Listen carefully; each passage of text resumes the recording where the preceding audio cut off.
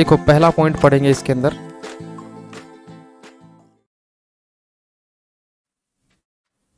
Material cost control के बारे में, और लिखेंगे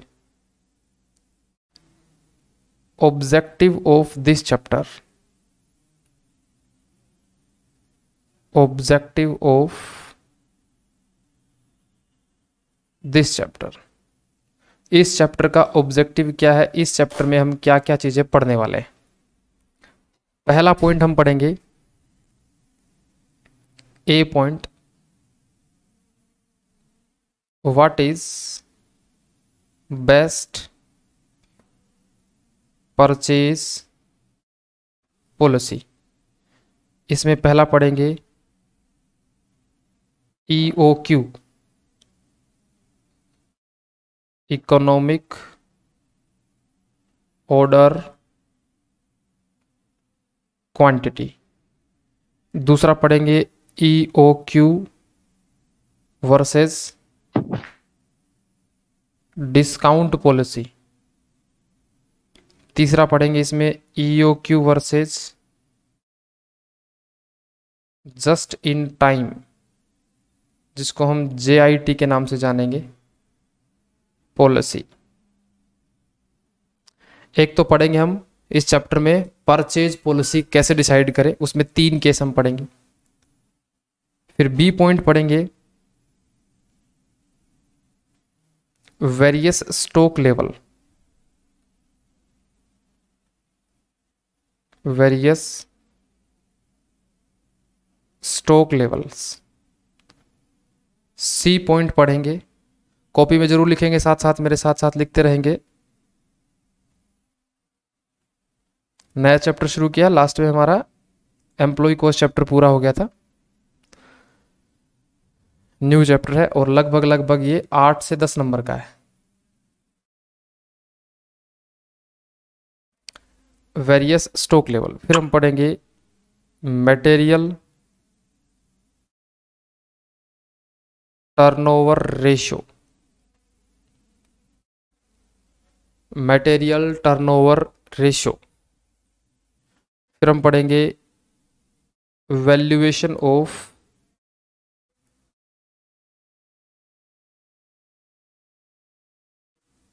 receipt of material.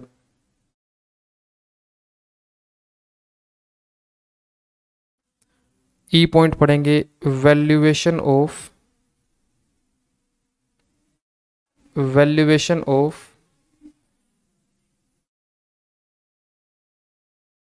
Issue of material.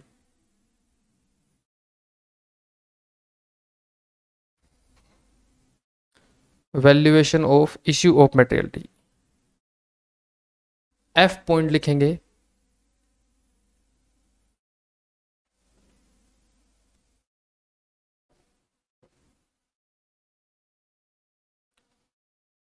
ABCDEF, F point लिखेंगे आप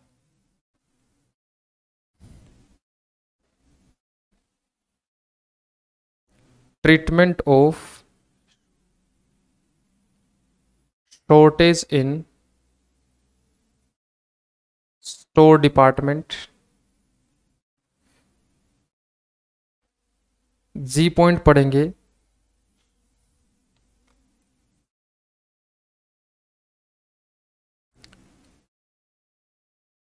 थ्योरी।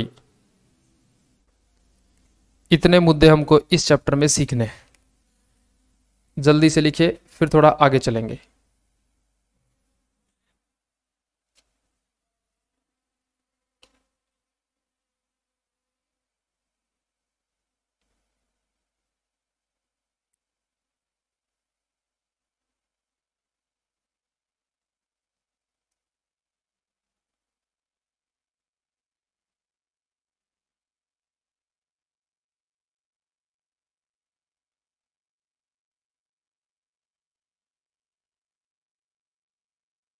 जल्दी जल्दी लिखिए यहां तक।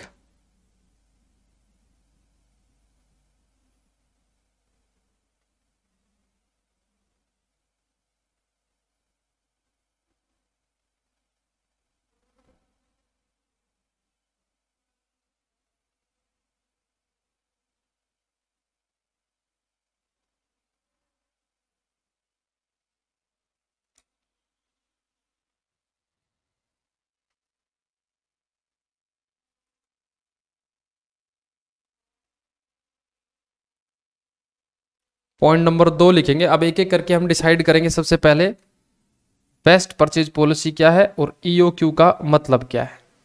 सबसे पहले हम इस चीज़ को डिसाइड करेंगे, फिर इस चीज़ से रिलेटेड क्वेश्चन करेंगे, फिर इसके बाद ये वाले करेंगे, नेक्स्ट ऑन चलता रहेगा।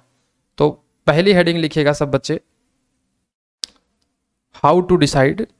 पहली हेडिंग लिखिएगा, पहला कंसेप्ट, या फिर आप ऐसे लिख सकते हैं कंसेप्ट नंबर 1 लिख सकते हैं इसको।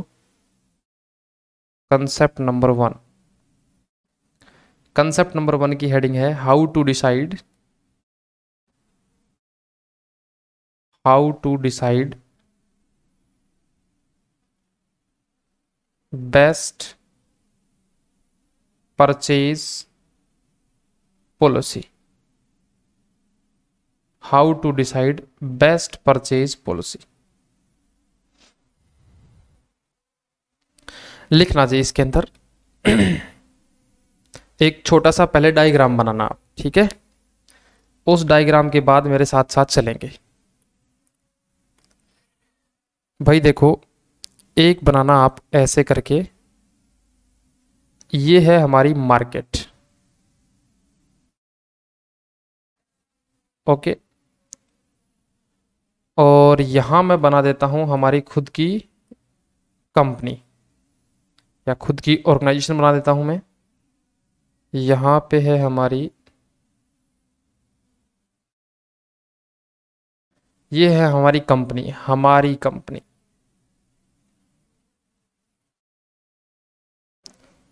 हमारी कंपनी क्या करती है? मैन्युफैक्चरिंग करती है, मैन्युफैक्चरिंग करती है। और हमारी कंपनी में दो चीजें हैं, ध्यान से सुनना मेरी बातों को एक एक।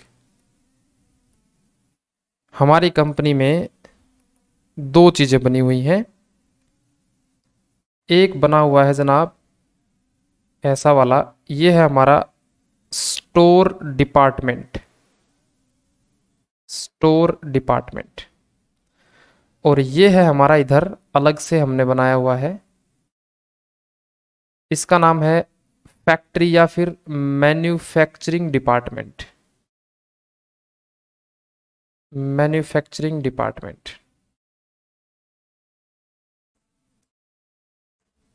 ठीक है। दो चीजें अलग अलग बनी हुई। अब मुद्दा यह है कि मैन्युफैक्चरिंग जो हम करते हैं उसके लिए हमको रॉ मटेरियल की रिक्वायरमेंट होती है। मान लीजिए हम शूज बनाते हैं, हम शूज मैन्युफैक्चरिंग करते हैं, ठीक है, शूज मैन्युफैक्चरिंग करते हैं। तो शूज बनाने के लिए हमको क्या चाहिए? रॉ मटेरियल रिक्वायर्ड चाहिए, रॉ मटेरियल रिक्वायरमेंट।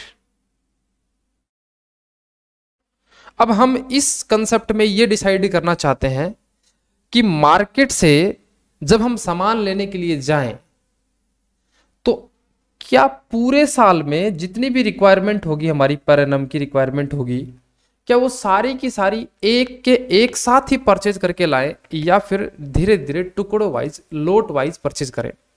सर बात समझ में नहीं आई। हमारी जो मैन्युफैक्चरिंग करती है, शूज बनाने का काम करती है, उसकी रॉ मटेरियल की रिक्वायरमेंट होती है पर एनम, पूरे साल में कुछ साजो सामान वो मार्केट से खरीदती है। हमने ये डिसाइड करना है कि मार्केट में एक बार अगर हम जाएं तो हम कितनी क्वांटिटी परचेज करके लाएं। फॉर एग्जाम्पल, और देसी भाषा में समझाता हूं, आप अपने घर के ऊपर ना, आप घर पे जब होते हो तो आपके घर के अंदर है ना, आप जब खाना खाते हो तो आटा यूज करते हो, पूरे साल आटा यूज करते हो। मैं आपसे एक बात जानना चाहता हूं कि जितना आटा आप पूरे साल यूज करते हो, क्या वो सारा आटा मार्केट से तुम एक ही बार में लेके आते हो या एक महीने बाद, फिर दूसरा 2 महीने बाद, ऐसा कुछ टाइम ड्यूरेशन तुमने डिसाइड कर रखा है? मतलब तुम लोट वाइज खरीदते हो या इकट्ठा खरीदते हो सारा का सारा? जो भी आप आटा यूज करते हो अपने घर के अंदर, क्या वो सारा एक बार में, जैसे मान लीजिए पूरे साल में आप 2000 किलो आटा यूज करते हो, तो क्या 2000 का 2000 किलो आटा क्या एक ही बार में लेके आते हो क्या आप? नहीं सर, हम ऐसे लेके आते हैं 20 किलो के, फिर 20 किलो, ऐसा हो सकता है हमारी फैमिली बड़ी है तो हम 30-30 किलो लाते होंगे, और बड़ी होगी फैमिली तो हम 50-50 किलो लाते होंगे। मतलब आप सारा सामान एक साथ नहीं खरीदते हैं, आप सारा सामान धीरे लोट वाइज और एक टाइम ड्यूरेशन के बाद ही खरीदते हैं।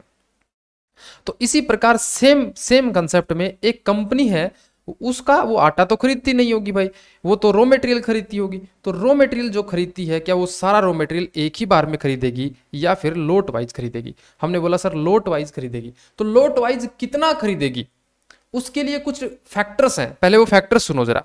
मैंने बोला देखो, जब भी वो खरीद के लाएगा ना, जब भी वो खरीद के लाएगा सामान, तो बस या ट्रांसपोर्ट से सामान लेके आएगा, एक ट्रक वाला पकड़ेगा, है ना, एक ट्रक वाला पकड़ेगा। इसका मतलब जब सामान मार्केट से लेके आओगे तो एक तो आपको लगेगी ऑर्डर कॉस्ट, अपने डायग्राम में इधर ही लिख देना, एक लगेगी आपकी ऑर्डर कॉस्ट।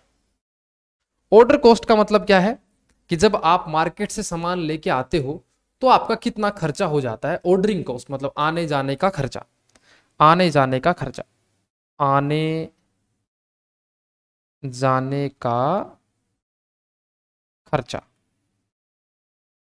आने जाने का, एक तो ये होता है हमारा, ठीक है, आने जाने का खर्चा। इसमें क्या क्या चीजें शामिल होती हैं आने जाने के खर्चे में? इसमें एक तो होता है हमारा ट्रांसपोर्ट कॉस्ट, ट्रांसपोर्ट कॉस्ट लगती है। दूसरा हमारा सिलेक्शन ऑफ सप्लायर कॉस्ट, हम सप्लायर ढूंढते हैं कौन सा वाला कहां मिलेगा हमको। तीसरा सिलेक्शन ऑफ सप्लायर कॉस्ट। तीसरा हमारा लगेगा delivery cost, delivery cost, inspection cost. हम डिलीवरी जब आएगा सामान तो हम उसको इंस्पेक्ट करेंगे कि भैया एज पर जो मांगा था वैसा ही है या अलग है। उसके अलावा inspection cost, loading unloading cost, loading unloading cost. हमने बोला भैया आने जाने में ये खर्चे हमारे कुछ लगेंगे ही लगेंगे, इसको हम बोलेंगे कॉस्टिंग की भाषा में, इन खर्चों को हम बोलेंगे ऑर्डर कॉस्ट। अब सारे बच्चे दिल पे हाथ रख के एक बात बताना मेरे को, सारे बच्चे बात बताना, अगर मैं मार्केट के ज्यादा चक्कर लगाऊंगा, सारे साल में सामान ज्यादा बार खरीद के लाऊंगा, तो क्या लगता है आप लोगों को मेरी जो ऑर्डर कॉस्ट है वो कम आएगी या ज्यादा आएगी? अगर मैं मार्केट के चक्कर ज्यादा लगाऊंगा, पूरे साल में ज्यादा चक्कर मतलब बार बार सामान खरीदने जाऊंगा, तो बार बार सामान खरीदने जाऊंगा तो ये कॉस्ट लगेगी मेरी ज्यादा लगेगी, ऑर्डर कॉस्ट मेरी लगेगी ज्यादा। ओके बच्चों, ये बात आपको समझ में आ गई, वेरी गुड। दूसरी बात, जब तुम सामान को खरीदोगे, यहां मार्केट से तुम खरीदोगे, तो तुमको एक पेमेंट और करना पड़ता है, परचेज प्राइस, परचेज प्राइस का पेमेंट करना पड़ता है। अब परचेज प्राइस में दो केस हो सकते हैं, या तो आपको डिस्काउंट मिलेगा या तो आपको कोई डिस्काउंट नहीं मिलेगा। बोलो हाँ कि ना? मार्केट से जब सामान खरीदते हो तो या तो भैया डिस्काउंट मिलेगा या तो डिस्काउंट नहीं मिलेगा। दूसरा है खर्चा है ऑर्डर कॉस्ट, आने जाने का खर्चा। तीसरा खर्चा और होता है, मैंने बोला तब सामान जब लेके आओगे तो स्टोर में रखोगे, तो स्टोर में रखोगे तो इस खर्चे को हम बोलते हैं स्टोरेज कॉस्ट,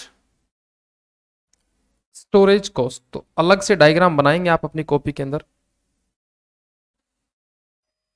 स्टोरेज कॉस्ट, और इसी का दूसरा नाम है carrying cost,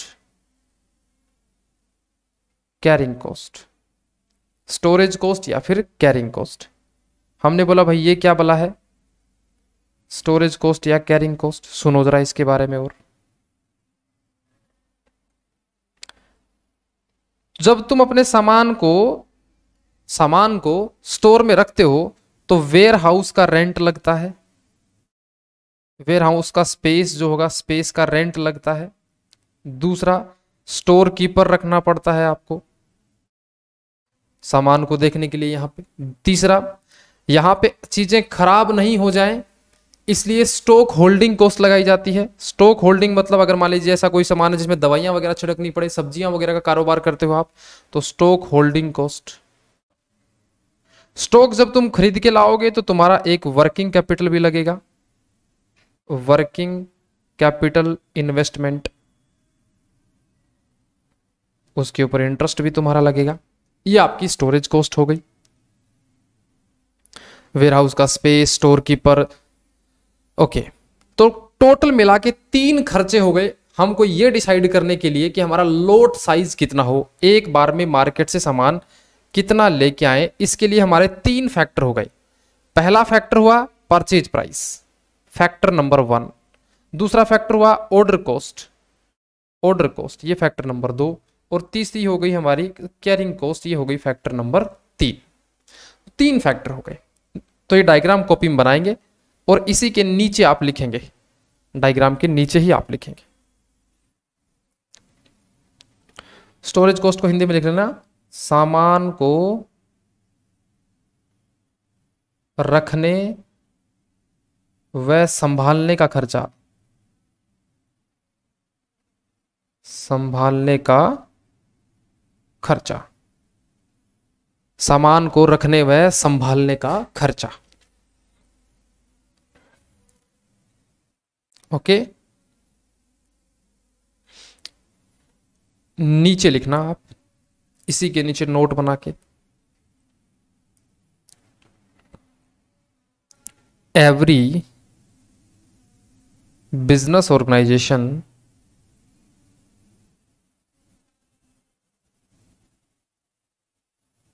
every business organization wants to minimize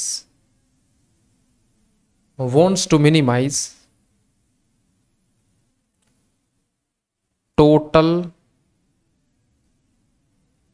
inventory cost.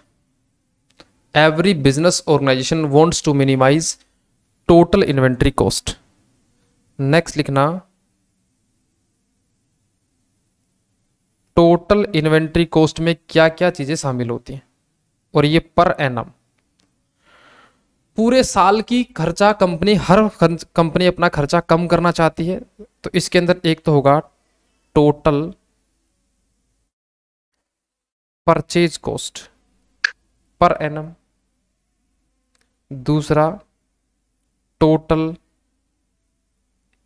Order cost per annum, तीसरा total carrying cost per annum.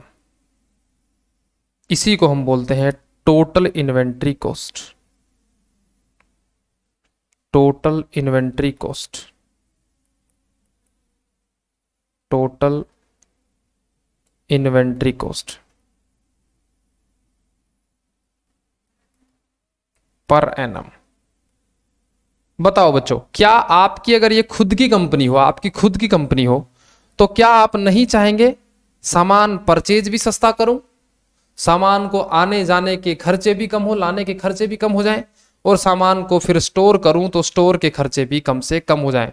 बोलो यस और नो। क्या सभी कंपनियां क्या यही चीज नहीं चाहेंगी क्या, कि उनका खरीदे भी सस्ता, सामान के लाने तक के खर्चे भी कम से कम हो, स्टोरेज के खर्चे भी कम से कम हो? तीनों ही खर्चे हर बिजनेस ऑर्गेनाइजेशन कम करना चाहती है। ओके, नेक्स्ट लिखेंगे, नेक्स्ट नोट लिखेंगे आप, नेक्स्ट नोट लिखेंगे, नेक्स्ट नोट में लिखेंगे how to minimise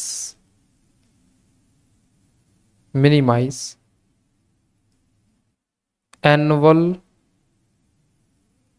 order cost. How to minimise, अब तीनों को बारे में बात करेंगे। ऑर्डर कॉस्ट को मिनिमाइज कैसे करें, कैरिंग कॉस्ट को मिनिमाइज कैसे करें, परचेज को मिनिमाइज कैसे करें। How to minimise order cost. चलो मैं आपसे ही पूछ लेता हूं, डायग्राम बना लेना आप, ठीक है ना। ये है आपकी ऑर्गेनाइजेशन, ये है हमारी कंपनी। ओके, हमारी कंपनी को रॉ मटेरियल रिक्वायर्ड है पर एनम, मैंने आपको बता दिया कि 50,000 किलो सामान की रिक्वायरमेंट है। ओके, फिर मैंने आपको बताया ये है मार्केट, ये है मार्केट, अरे सीधा हो जा भाई। ये है हमारी मार्केट। मैं आपसे बस ये जानना चाहता हूं, अगर मार्केट से मैं लोट साइज या फिर मैं बोल दूं order size, order size order size मैं रखना चाहता हूं, दो ऑप्शन है मेरे पास में। पहला ऑप्शन है 5,000 किलो पर ऑर्डर, एक बार में खरीद लूं। या फिर दूसरा है मैं 5,000 या फिर मैं खरीद लेता हूं 10,000 किलो पर ऑर्डर, एक बार में खरीद के लाता हूं। ओके। और मैं आपको बता देता हूं, एक छोटी सी जानकारी और दे देता हूं। ऑर्डर कॉस्ट पर ऑर्डर है वो लगेंगे 400 रुपये। 400 रुपये का मतलब है मार्केट में एक बार जाने आने का खर्चा, मार्केट में एक बार जाने आने का खर्चा। तो बच्चों बताओ, अगर मुझे मिनिमम ऑर्डर साइज लेना हो, मिनिमम ऑर्डर कॉस्ट करनी हो, तो मुझे एक बार में ज्यादा क्वांटिटी लानी चाहिए या कम क्वांटिटी लानी चाहिए?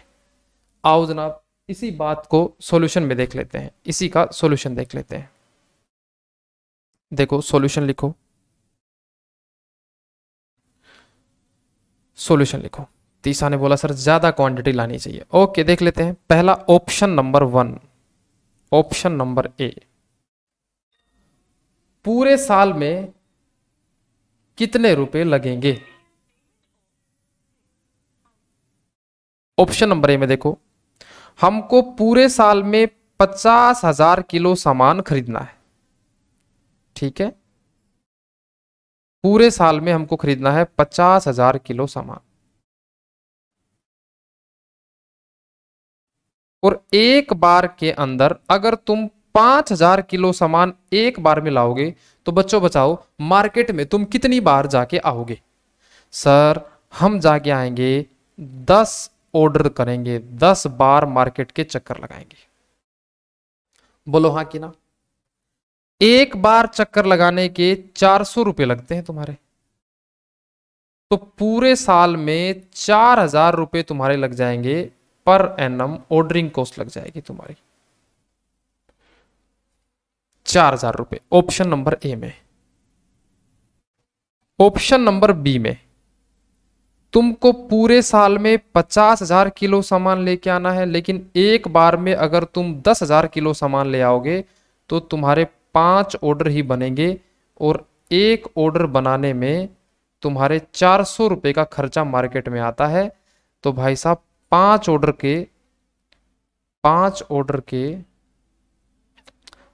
के आएंगे तुम्हारे 2,000 रुपये।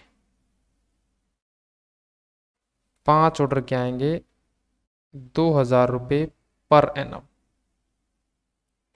तो बच्चों बताओ ऑप्शन नंबर ए और ऑप्शन नंबर बी में से कौन सा चुनोगे आप? अगर हमको ऑर्डर कॉस्ट कम करनी हो तो क्या करना चाहिए? सामान एक बार में ज्यादा लाना चाहिए, मतलब 10,000 लेके आए एक बार में, या फिर 5,000 के ही चक्कर मारे?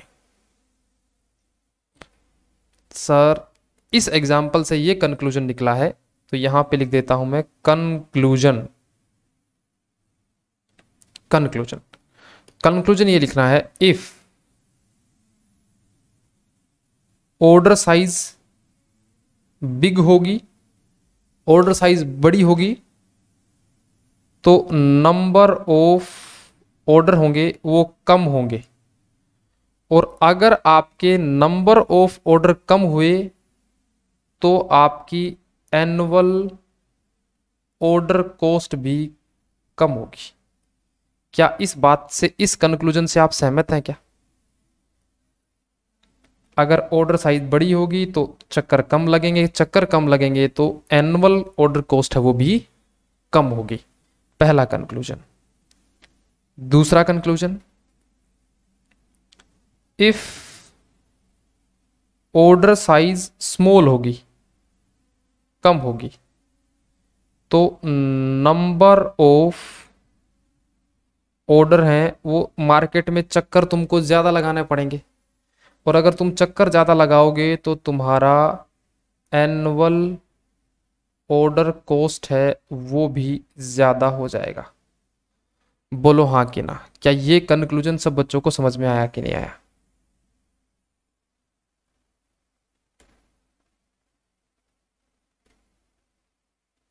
दो कंक्लूजन मैंने आप लोगों को दिए हैं, ये दोनों कंक्लूजन समझ में आने चाहिए।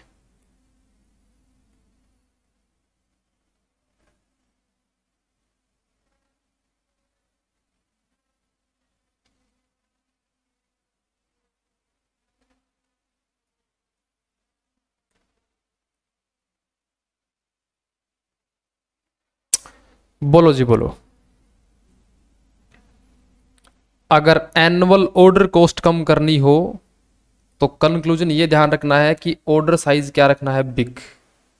ज्यादा सामान एक बार में लाओगे तो मार्केट के कम चक्कर लगाने पड़ेंगे, कम चक्कर लगाओगे तो तुम्हारी एनुअल ऑर्डर कॉस्ट भी क्या आएगी, कम आएगी।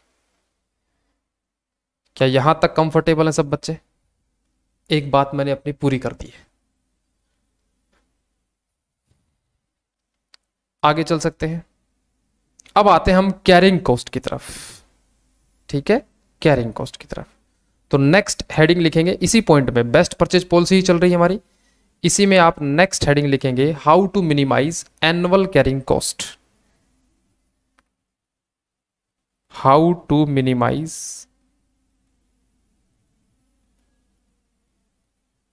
Annual carrying. कैरिंग का मतलब होता है रखना, संभालना। कैरिंग कॉस्ट या स्टॉक होल्डिंग कॉस्ट भी बोल देते हैं।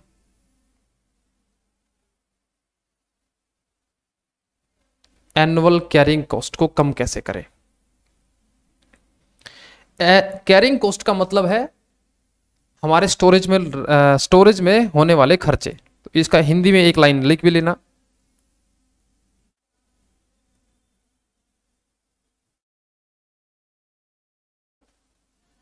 हिंदी में एक लाइन लिख लेना,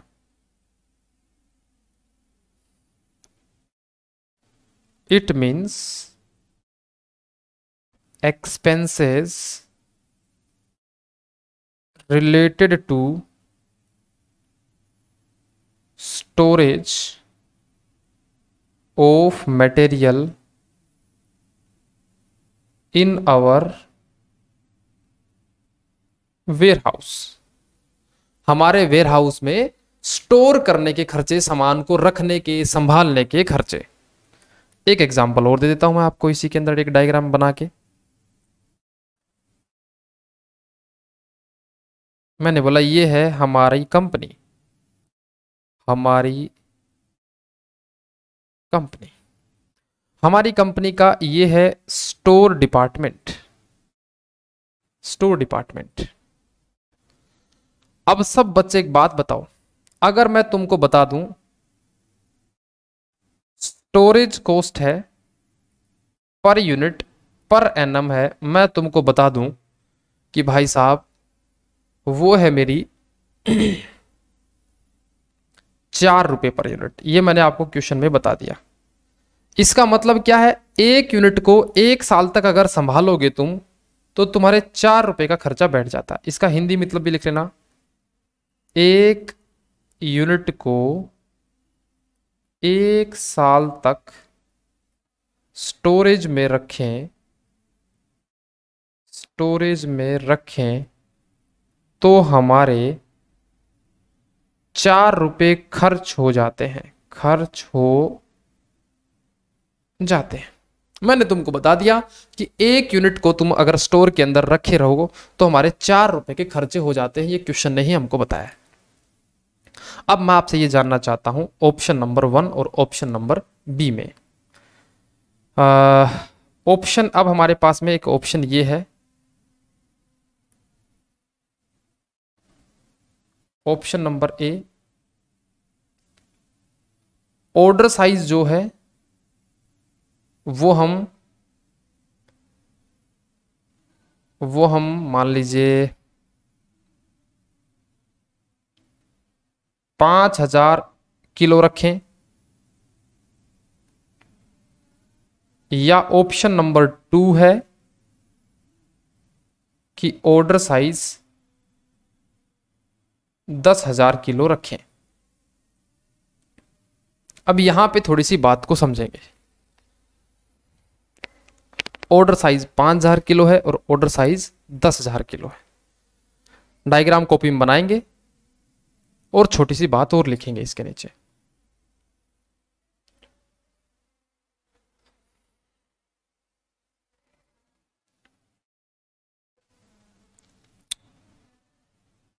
यहां तक लिखो बच्चे, फिर आगे चलते हैं। अब सारे बच्चे दिल पे हाथ रखो और मुझे बताओ, अगर तुम मार्केट से, अभी लिखना मत, लिखना इतना ही है जितना मैंने ये लिख रखा ना, इतना ही कॉपी में लिखना है। उसके बाद में आपसे आपसे ओरल सवाल पूछ रहा हूं, 2 सवाल, आप उन सवालों के जवाब देना मुझे, ठीक है? पहला सुनो जनाब, पहला सुनो। अगर मार्केट से हम 5,000 किलो सामान ही लाएंगे तो हम स्टोरेज में 5,000 किलो ही रखेंगे। स्टोर भी तो, अगर मार्केट से सामान 5,000 लेके आओगे तो फिर आप 5,000 किलो ही स्टोर में रखोगे, फिर इस स्टोर से तुम यूज करोगे फैक्ट्री में ले जाके, फैक्ट्री में सामान यूज करोगे। दूसरा ऑप्शन है कि अगर हम मार्केट से 10,000 किलो सामान एक बार में लाएंगे तो स्टोरेज भी 10,000 करेंगे, फिर इस 10,000 में से फैक्ट्री में क्या करेंगे, यूज करेंगे फैक्ट्री के अंदर। मैं आपसे जानना चाहता हूं कि अगर मेरा ऑब्जेक्टिव स्टोर में स्टोरेज कॉस्ट को कम करना है, स्टोरेज कॉस्ट को कम करना है, तो स्टोरेज कॉस्ट को कम कब होगी? जब स्टोरेज में कम यूनिट स्टोर हो तब खर्चा कम होगा, या स्टोरेज में ज्यादा यूनिट स्टोर हो तो खर्चा कम होगा? ध्यान से बताओ। यहां रखने का खर्चा मुझे कम करना है, तो रखने का खर्चा कम करोगे तो तुम स्टोर के अंदर क्वांटिटी कम होनी चाहिए या ज्यादा होनी चाहिए? क्या लगता है आपको? आपका गोडाउन है, आपके गोडाउन में जितना सामान ज्यादा रखोगे रखने का खर्चा उतना ही ज्यादा आएगा ना? बोलो हाँ कि ना। आपका ये गोडाउन है, आप जितना सामान इसमें भरते जाओगे आपका स्टोरेज का खर्चा उतना ही ज्यादा आता रहेगा। दूसरा केस, आपका स्टोर है, आप उसमें जितना कम सामान रखोगे आपका रखने का खर्चा भी क्या आएगा, कम आएगा। क्योंकि अगर ज्यादा सामान रखोगे तो स्पेस ज्यादा चाहिएगा, स्टोर कीपर लोग ज्यादा चाहिएंगे, रख रखाव के सीसीटीवी कैमरे ज्यादा चाहिएंगे, लाइट ज्यादा चाहिएगी, जितना ज्यादा बड़ा एरिया होगा लाइट का खर्चा भी उतना ज्यादा होगा। तो कहने का मतलब क्या होगा कि स्टोर के अंदर अगर छोटा स्टोर छोटा रखोगे तो खर्चे कम, स्टोर बड़ा रखोगे तो खर्चे ज्यादा। बोलो हाँ कि ना, बोलो हाँ कि ना। Yes sir, yes sir. इसका मतलब, इसका अगर मैं तुमको कंक्लूजन दूं तो कंक्लूजन क्या होगा कि स्टोरेज स्पेस छोटा रखें, मतलब ऑर्डर साइज छोटा रखें या बड़ा रखें? सर इसको अगर कम करना है, मिनिमाइज करना है, तो एनुअल कैरिंग कॉस्ट को कम करना है तो स्टोरेज स्पेस छोटा रखना पड़ेगा। इसी बात को लिखना, इसी के नीचे लिखना, इफ, पहला लिखना, सॉल्यूशन लिखना, इसका solution,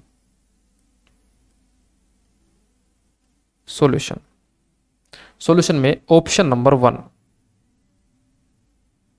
if order size equal to 5,000 then it means average stock in store equal to,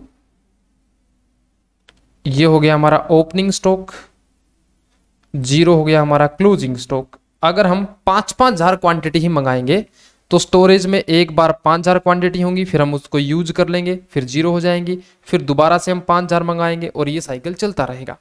तो ओपनिंग स्टॉक हमारा 5,000 रहेगा, फिर इसको खत्म कर देंगे तो क्लोजिंग स्टॉक 0 हो जाएगा।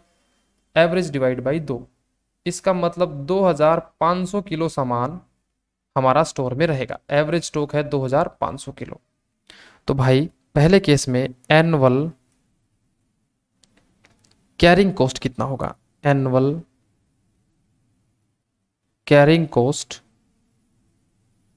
on the basis of average stock, on the basis of average stock held in store department, basis of average stock held in store department। तो 2500 किलो सामान हमारे पास रहेगा, 1 यूनिट का 4 रुपया रखने में लगेगा। तो जनाब 2500 मल्टीप्लाई 4 रुपये, तो हमारा पूरे साल का रखने का जो खर्चा आएगा वो आएगा 10,000 रुपये। ऑप्शन नंबर ए में। ऑप्शन नंबर बी लिखना, ऑप्शन नंबर बी।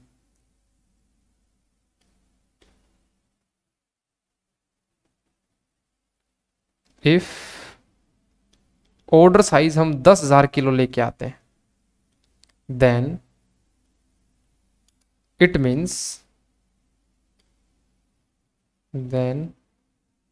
means हमारे यहां पे एवरेज स्टॉक कितना रहेगा? 10,000 तो हमारा हो जाएगा ओपनिंग स्टॉक, यूज करने के बाद 0 हो जाएगा, तो 0 हो जाएगा हमारा closing stock, divide by 2। 5,000 kilo सामग्री हमारे पास एवरेज में रहेगी। तो मैं जानना चाहता हूं आपसे annual carrying cost on the basis of average stock held in store department।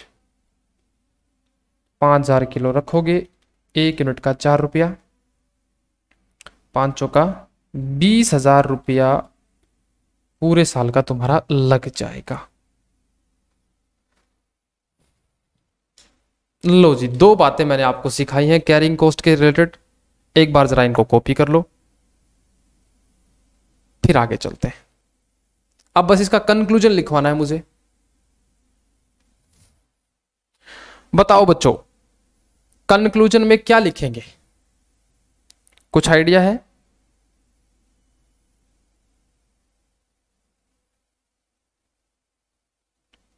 कि हमको कैरिंग कॉस्ट अगर कम करनी हो, रखने की खर्चे अगर कम करने हो, तो क्या लगता है तुमको? 5-5 हजार किलो सामान मार्केट से जाके लाएं या 10-10 हजार किलो सामान लेके आए? कौन सा ऑप्शन बढ़िया लग रहा है?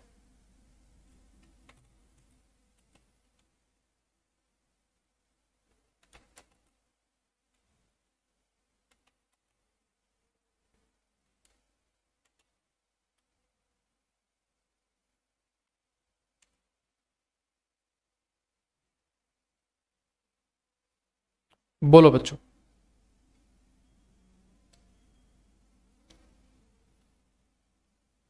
कौन सा ऑप्शन कैरिंग कॉस्ट के लिए सही लग रहा है तुमको? 5,000 लेके आए कि 10,000 एक बार में लेके आए? सर 5,000 लेके आए। वेरी गुड, क्योंकि 5,000 लेके आते हैं तो रखने का खर्चा होता है 10,000, और अगर 10,000 क्वांटिटी एक साथ लेके आते हैं तो रखने का खर्चा होता है 20,000 रुपए। तो हम बोलेंगे भैया अगर इसको कम करना हो तो 5-5 हजार क्वांटिटी ही तुमको खरीद के लानी चाहिए। कंक्लूजन और लिख लो इसका, कंक्लूजन।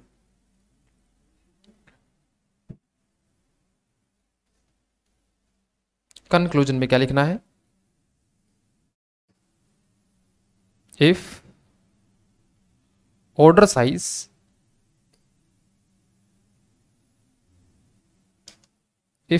साइज बिग होगा तो एवरेज स्टॉक ज्यादा आएगा, एवरेज स्टॉक ज्यादा होगा स्टोरेज में, एवरेज स्टॉक ज्यादा रहेगा स्टोर डिपार्टमेंट में, और अगर एवरेज स्टॉक ज्यादा रहेगा तो रखने का खर्चा भी ज्यादा आएगा। रखने का खर्चा मतलब that is carrying cost per annum है वो ज्यादा आएगी। पहला ये हो गया कंक्लूजन। दूसरा, इफ ऑर्डर साइज तुम स्मॉल रखोगे तो तुम्हारा एवरेज स्टॉक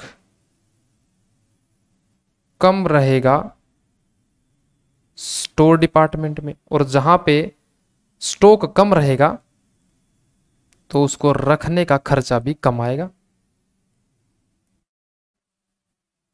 रखने का खर्चा भी कम आएगा, that is carrying cost per annum है वो कम हो जाएगी।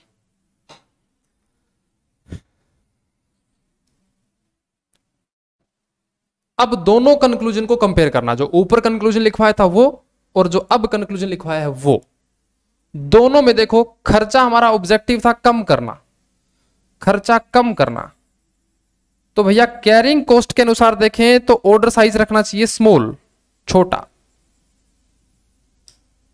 इस कंक्लूजन के अनुसार स्मॉल स्मॉल होना चाहिए। लेकिन ऊपर वाला कंक्लूजन देखेंगे ना, ये वाला देखो, यहां वाला, तो ये खर्चा कम करने के लिए ऑर्डर साइज बिग था, तो बच्चों तो फंस गए आप। आने जाने का जो खर्चा है, देखो डायग्राम में, ये जो आने जाने का जो खर्चा है ये कम कब होगा, जब तुम ज्यादा क्वांटिटी लेके आओगे। और ये स्टोरेज का खर्चा कम कब होगा, जब तुम कम क्वांटिटी लेके आओगे। ये तो फंस गए ना। एक की तरफ देखें तो ये कम कर रहे हैं तो ये ज्यादा हो रही है, ये कम करने की सोचेंगे तो ये ज्यादा हो जाएगी। ये तो वही सिचुएशन हो गई ना, एक को मनाए तो दूसरी रूठ जाती है और दूसरी को मनाए तो पहली रूठ जाती है। तो बच्चों बताओ इस सिचुएशन में तुम किसको मनाओगे? बोलो जी बोलो, क्या लगता है आपको? आप जो दैनिक जीवन में जो काम करते हो ना, शाम को व्हाट्सएप पे मैसेज आता है, एक को ज्यादा समय देते हो तो दूसरा बोलता है कि मेरे को लेट रिप्लाई हो रहा है, दूसरे को इंस्टेंट मैसेज करते हैं तो पहले वाला बोलता है मेरे को लेट रिप्लाई होता है। तो बताओ बच्चों आप किसको रिप्लाई करेंगे? सर हम हैं सीएमए के स्टूडेंट्स और हम सर दोनों को बराबर बराबर टाइम देंगे, तो ताकि दोनों को ही लगेगा कि बराबर तरीके से क्या हो रहा है, दोनों को इंपॉर्टेंस मिल रही है। तो इसका मतलब है ना तो हम बिग क्वांटिटी खरीदेंगे, ना तो हम बिग क्वांटिटी लाएंगे, ना ही स्मॉल क्वांटिटी लाएंगे, हम एक बीच की क्वांटिटी लेके आएंगे ताकि दोनों क्या रहें, खुश रहें। इसी प्रकार इसके कंक्लूजन में भी हम क्या करेंगे, ना तो बिग क्वांटिटी लाएंगे ना ही स्मॉल क्वांटिटी लाएंगे, हम दोनों के बीच की क्वांटिटी लाएंगे ताकि दोनों क्या रहें, बराबर रहें। बोलो क्या आपके दैनिक जीवन से जुड़ा हुआ कंसेप्ट नहीं है? आप ऐसे ही तो करते हो। भारतीय पुरुष समाज है, क्या वो इस परिस्थिति से हर दिन घिरा नहीं रहता क्या? तो भारतीय पुरुष समाज से मेरा निवेदन है कि कैसे करके आप इस परिस्थिति से पीछा छुड़वाओगे, तो आप सबको मैनेज करोगे, सबको मैनेज करोगे तो सबको खुश रखोगे। एक दिन भांडा तो फूटना है तुम्हारा, लेकिन कुछ दिन तो चल जाएगा ना बढ़िया। तो हमको तो भैया एग्जाम तक ही बढ़िया चलाना है, उसके बाद कुछ हो नहीं हो हमको क्या मतलब है। चलो जनाब, क्या यहां तक बातें आज की समझ में आई आप लोगों को?